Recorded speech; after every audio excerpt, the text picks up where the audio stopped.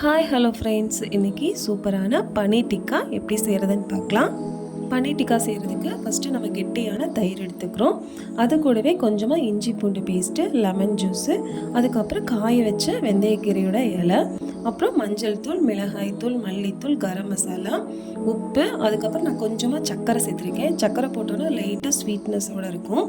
அது கூடவே கொஞ்சமாக கடலை மாவு, இது எல்லாத்தையும் நல்லா மிக்ஸ் பண்ணி எடுத்துக்கிறோம். நம்ம தயிரை ஒரு துணியில் போட்டு பிழிஞ்சு எடுத்துட்டோம்னா நம்மளுக்கு கெட்டியான தயிர் கிடச்சிடும். இந்த மசாலா எல்லாத்தையும் நல்லா பிரட்டி எடுத்துகிட்டு அது கூடவே நம்ம கட் பண்ணி வச்சுருக்கிற பன்னீரை அதில் போட்டு நல்லா மிக்ஸ் பண்ணிவிட்டு ஒரு அரை மணி நேரத்துக்கு ஊற வச்சிடலாம். அப்படி ஊற வச்சோன்னா தான் அந்த மசாலா எல்லாமே பன்னீரில் இறங்கும்.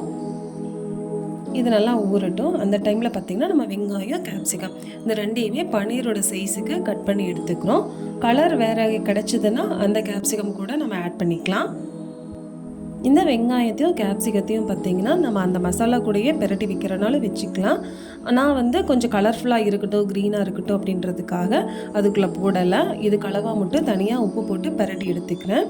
இது எல்லாத்தையும் பிரட்டிட்டு அதுக்கப்புறம் நம்ம கேப்சிகம், வெங்காயம், பன்னீர் இது எல்லாமே மூணுமே வர மாதிரி நம்ம அந்த குச்சியில் பார்த்திங்கன்னா நம்ம எல்லாத்தையும் எடுத்துக்க போகிறோம்.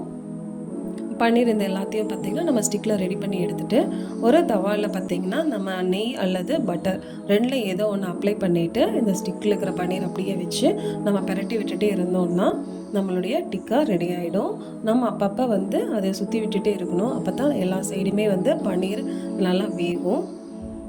இந்த பன்னீர் டிக்கா பார்த்திங்கன்னா குழந்தைங்க ரொம்ப விரும்பி சாப்பிடுவாங்க.